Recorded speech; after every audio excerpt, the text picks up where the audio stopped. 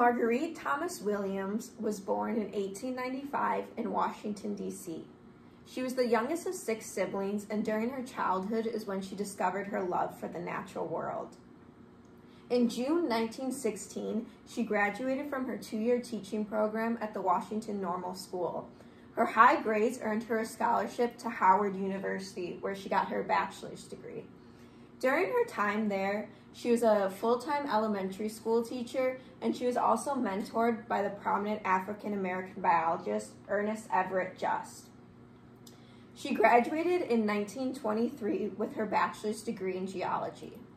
After her graduation, she got an assistant professor job at the Minor Teacher College.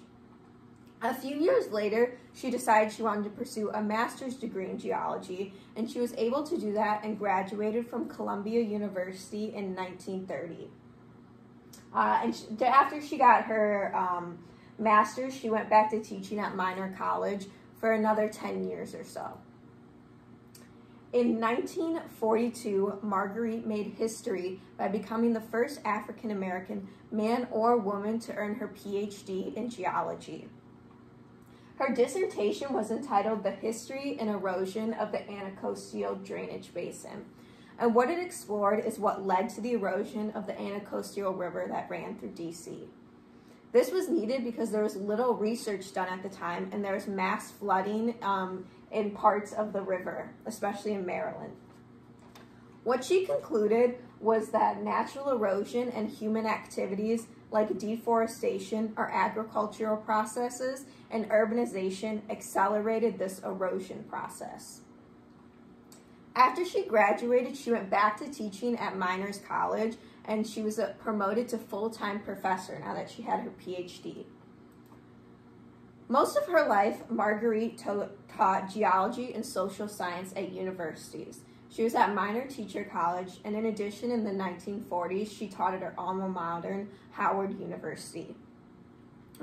Since Williams spent most of her life teaching instead of in the field, she's not talked a lot about in the scientific community, but she still has made many contributions. Because of her dissertation, she was one of the first geoscientists to recognize the influence of human activity and landscape management on erosional processes and natural flooding hazards from the Anacostia River.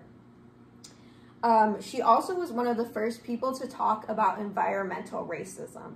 Environmental racism is that, hazardous waste disposals and landfills are normally found in predominantly communities of color.